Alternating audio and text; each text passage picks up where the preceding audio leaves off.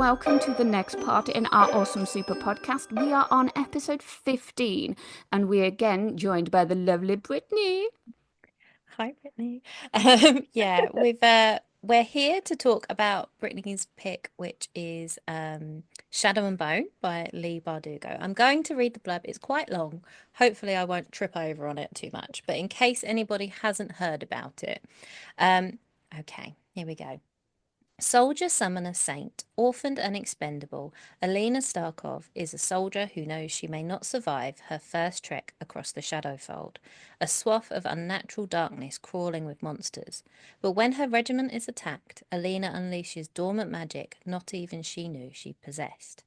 Now Alina will enter a lavish world of royalty and intrigue as she trains with the Grisha, her country's magical military elite, and falls under the spell of their notorious leader, the Darkling.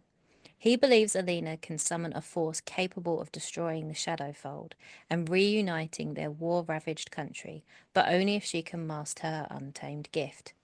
As the threat to the kingdom mounts and Alina unlocks the secrets of her past, she will make a dangerous discovery that could threaten all she loves and the very future of a nation. Welcome to Ravka, a world of science and superstition where nothing is what it seems. What a blurb. I Isn't know. it? Yeah. Oh, so Also, much what would you going on give there. to be able to put those words there and make it work? All of the things. Right. Okay, so I am coming into this new, but yeah, it was released, I'm told, about a decade ago. So, Brittany, did you read it back then, like Emma did, or are you new coming into it like my good self? So I actually read it in 2016, which I'll never forget because that was the year that my health took a huge nosedive and I had like nothing else going on in my life. I was pretty much bedbound. And so I just started reading and it was one of the first books that I just happened to pick up by chance. And it was also the book that kind of made me want to write, honestly. Yeah. Going back through it, and I was like having a look at it for getting the questions together for this. I'd forgotten how well it's written. I love some of the other books that Leigh Bardugo's written Mhm. too, which kind of leads into our next question. So the Grishaverse, it covers like three different series she's done, and there's like seven full-length novels and a few short stories. Have you read them all? And like, what do you think are the benefits of having such an expansive world? Ooh, good question. So I have indeed read them all. Lee breaks my brain a bit. I love world building, but even writing A Dance of Lies took so much plotting on the world building front. And Yeah. so like I do love like when there's room for the story to expand. I think it gives you just like such a unique way to explore so many different facets of the world you've built, and there's so much story potential there. So yeah, I love it. I love reading it more than I love writing it. I can't imagine writing that many books Yeah. in Yeah. one world, but I like hats off to her. So Yeah. Because I'd I love imagine. the Six of Crows duology. That's like Mhm. one of my favorites. But I Mhm. love how it works really well to have them like in little separate, there's like the series Yeah. and then another duology and another duology. So you can get sucked into another story with other Yeah. characters. And at a Um, different place in the world, and you get to see different yeah. settings. Yeah. Yeah, that was going to say, because I have a whiteboard for mine. I'd imagine you must have just a room of whiteboards to put all of the things just to go, okay, so this is this one, and then this is Yeah. this one, and let's not confuse it with that one. Yeah. Yeah. My I notes mean, are like all over the place. I have Yeah. so many scattered, just like I don't have whiteboards because I don't have room for them, but I use a program called Figma, and it's essentially like an online whiteboard, and it is massive and intimidating and just it's a mess. Are there lots of arrows pointing from like this one Oh to this yeah. one to, yeah. it's that Oh meme, yeah. isn't it? It's that guy with the thing and the Yeah, with all string, the and he's string just wrapped like around it. Yeah. standing there. Yeah, Yeah. he knows what's going on. It, We God. I do. can't imagine what Lee has though. Oh my gosh. I It's don't so know how she keeps much. it straight. Yeah. I wonder if she has like now at this point, obviously she's huge. She must have like an assistant who puts together like the Bibles for her. I know like a lot of big Mhm. authors with long series do that. Their assistants keep track of all of the details for them. So obviously they like plan it all out and write it, but they're there to reference like, oh, that thing I did in that country, what was the name of it again? And they can go and check for you. I need that. Could somebody be that for me? Well, Yeah, I was I just gonna need that in say, life. yeah, I know, but I know. yeah, yeah, it's this way. But what I've seen, the fans are so good at it. My brain isn't Mm, geared that way, but some of them, they just know every single intricate detail of the books. This is yeah. it. You need like a fan base, and you can just dip in and go, all right, guys, Yeah. where is this bit at this bit, please? It's true. I wonder if it like it your brain works differently when you're reading it and you're like a fan of it, like for you absorbing all the information about it, as opposed to when you're writing it, because in your head you've come up with all of the alternatives too, like the whole process of it could be this and then you change it to that. And like sometimes when you get down the line with edits, you're like, oh, what was the decision I made again? Something like changes and you're like, oh no, that didn't make it to the end book actually. I took that out.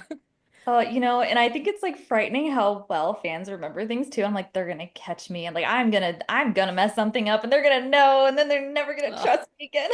This year. I think historical fans are quite good for that, aren't they? They're like, yeah, Yeah. this well, toothbrush was not invented just yet. it's Yeah. famous for like them thinking things are a certain way and it not actually being true, isn't it? That whole paradox of it, what seems more realistic. But with fantasy, I guess like that, yeah, if they remember what you've written. So Yeah. you're a bit more stuck. But the joy of fantasy is you can just change it and go, actually, there's a Yeah. crystal Actually, you're somewhere. wrong. Yeah. Yeah.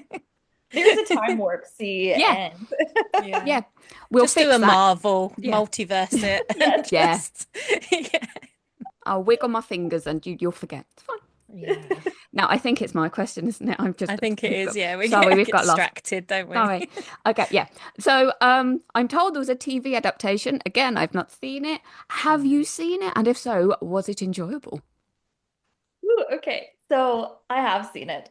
And I did enjoy it for the most part, especially season one. I do have Mm. some feelings about how Alina's illness was removed completely from the books and how Mm-hmm. the Darkling was a bit more like stereotypical on the villain front in that like he in this show he was so easily angered, he was throwing tantrums, whereas like in the books he was so suave and never rattled Mm. to the point where it was like frightening and like calm and cool and collected even like in the most dangerous of ways. And so I didn't really love the backstory that they gave him. Okay. But I did love how they integrated the Six of Crows into the main plot line. I loved seeing Yes. them on screen. Yeah, so that was like such a pleasure to watch that part of it, especially. Yeah. I have to say, I watched the first season and we started to watch the second, and we just didn't get quite into the second as well as we had the Yeah, first. same.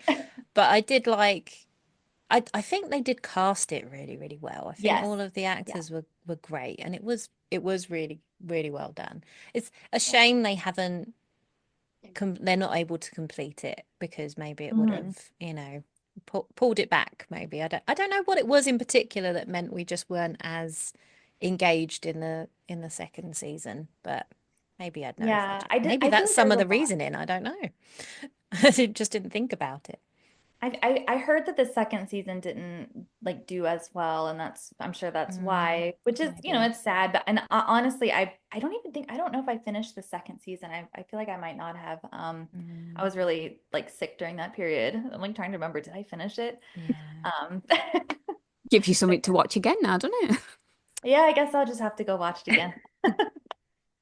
So, Alina's story, it very much fits with like the chosen one sort of archetype. And what do you think Shadow and Bone added to that? It's like a really popular fantasy trope, particularly in YA, but across fantasy as well. What do you think was different about it or really worked for you? Yeah, so I really liked that I mean, I feel like I don't know if a lot of people would agree with me on this, but I liked that she was so naive and like easily manipulated at the Mm. beginning.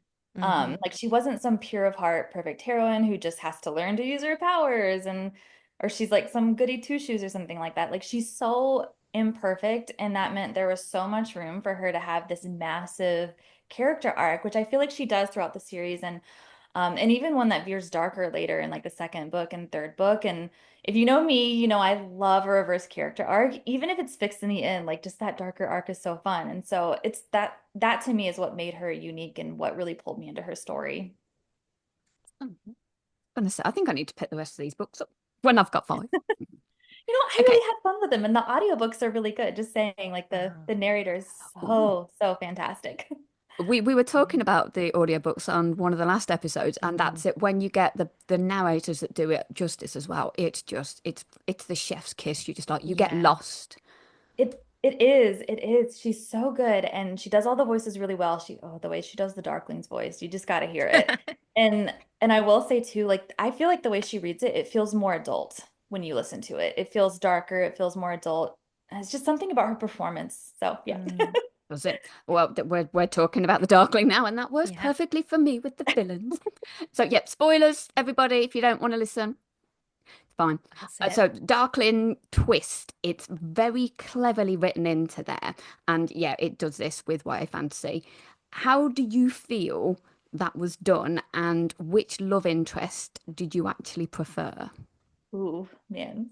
So I was split down the middle between like I know the Darkling is the worst. Okay, I know. Like he did You're not in good. deserve We're not going to judge you for. definitely. We are very much of a morally grey fan Yeah, it's base fine. here. Don't worry. Yes, like Villains, that kind of thing. exactly. So, like he was the worst. He didn't deserve her, but also like I was such a sucker for their dynamic Mm. and also I loved Nikolai, but like so to expand on that, like part of me wanted Alina to just go dark with the Darkling. Like I wanted that so bad. But the Hmm. moral code would have had to be established a bit differently in the book for that really to work. Yeah. Yeah. But I also was rooting so hard for Nikolai. What can I say? I love a cocky guy with a funny streak. It's Yeah. No. a They're problem. both my kryptonite. I'm sorry, it just Mal wasn't just didn't do it for You Yeah. know, I just feel like he was the least interesting of the three, and I just love the other Yeah. dynamics so much. But it's still the ride, the journey was what was so fun for me. So like even though I like would have made a different choice myself in the end, it was still there was so much like beef and content for the other two that it was really fun. Mm. I just because I read it, we said earlier at the time of it coming out, and YA fantasy romance was like really, really popular then. There was so many good titles. I mean, I know there still are, but like um it was really going through this boost. But you were kind of used to this formula of being introduced to kind of someone very powerful, very dark, mysterious, and you knew that would be the love interest. So I felt like it was really, really cleverly written that as you were reading you wanted that to happen. So you kind of mirrored how Alina felt, how she was being drawn in. So when it switched, I really was like, I was really fighting it. I was like, oh no, no, that can't be right. And Yeah. like when his again, spoilers for anyone listening, when his mum's like telling her to go, I'm Yeah. like, but she Get must be out. lying because she's been mean. And then like and then afterwards you're like, oh. Oh no, yeah, I can see what she's Yeah. saying. Yeah. Yeah. You go back and you look and there's all the red flags. And you're like, There is, okay. but at the same time, like I'm such a sucker for like a cat and mouse thing. So I was like, I wanted him to Yeah. catch her so bad. Yeah. It never really went away. Just Yeah. like still in there. But yeah, it was very, very cleverly done. Um and with regard to the ending of the whole series, there's a trope which plays out which there is some controversy about, not a lot of some readers don't like it very much, the idea of the heroine having to sacrifice her powers. Um, do you find bittersweet endings to be a bit more impactful? Did you like that about the ending? Did that work for you? Yeah, so for the record, personally, I her losing her powers made me really sad. I understand why Lee made that choice because she kind of had built into her character that Mm, like Elena never like she just was burdened with this. She didn't want it. So I get yeah. that, but like at the same time, like I probably would have had her keep them. And Mm, just in like regards to bittersweet endings, like I actually think I mean, I don't want to like spoil like how I write or anything like that, but I will say that like, yes, a bittersweet ending can be impactful, but at the same time, I feel like happy endings can be so empowering. And I think like people often just think that they're unbelievable, but I think we need to cling to hope that they can in fact happen. Like they don't always, but we can certainly fight for them. And sometimes we end up with Mm, something even better than what we thought we wanted. yeah. And I think that makes for the best kind of happy ending. Like we end up with what we need rather than what we thought we wanted. And that's true for me in my life in many ways, even among all the bad. And so that's probably what, like, if I had written Shadow and Bone, mad, like, I just have so much respect for Leigh and what she did, but I would have kind of probably taken the angle of like, maybe she didn't want her powers at first, but now, like, she realizes the gift that it is Yeah. and like what it comes with. So, yeah. Hmm. Yeah, Yeah. I think, yeah, I always find that, I mean, romance is the thing that it's like you come away with, you're happy ever after, you're happy for now. And Mhm. I do love that I can kind of step out of the unpleasantness of the world and come away actually feeling quite happy that this has happened, even though it's Mm, fictional. And it can, yeah, put that spring in my step and then move Yes, that forward in my life. And then, yeah, that's kind of what you need, isn't it? Rather than being weighed down with all the bad stuff. Yeah, give yourself a exactly. little bit of a jump that way. yeah. And it's like we were saying in our other episode when we spoke to you about like readers being put through the ringer, and I think like it makes it easier sometimes to read, or like you know, your story can go really really dark, uh, but certain readers will be able to hang in there with it because they Mm, know there's going to be Yeah. a happy ending of some kind. So Yep. it just keeps them in there. I find that the most difficult thing now, having because we read, you know, obviously so much fantasy romance and sci-fi romance and things like that. If I go to read a fantasy and I'm not sure how the ending's going to be, it's much, much harder to get through the hard times Yeah. in that book. You know, we have enough uncertainty. It's really lovely to have that, just that little, you know, that little safety net for us. I agree. I think we need happy endings a lot of the times. And some people can they do great with the non-happy endings and the bittersweet, but Mhm. I am a believer in hope. And yeah. Yeah.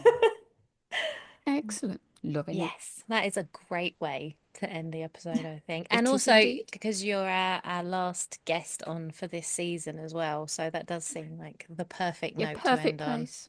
Hmm. Definitely. Thank you so much for coming on and chatting to us about your books and yeah, and the Grishaverse and everything. And good luck with Yes, your very much debut so. coming out. So exciting. Yes. Oh, thank you both for having me. This is so fun. You both are so fun and you're so pleasant to talk to. So this Oh, is the best Oh, thank experience. you. that's lovely. Thanks So so when the next much. book comes out, give us a nudge because yeah, we need to know. Yeah, this is it. Just We'll, putting it in Valid. there. yeah, Yes. we'll be there waiting. Yeah, and our next episode is our last episode of this season when we'll be talking about our topic of the month, which is fan fiction and how that's yeah How being how I can have the Darkling be the one in the yeah, end this is because it. yeah, That's I'll it, write isn't it for it? you. yeah, Yeah, please, oh, please do. it's already on AO3, is it? Yeah, Somewhere. it very well will be. Probably. Yeah. Okay. Well, thank you so much. And yeah, good luck. Thank you. See you guys Bye. soon. Bye.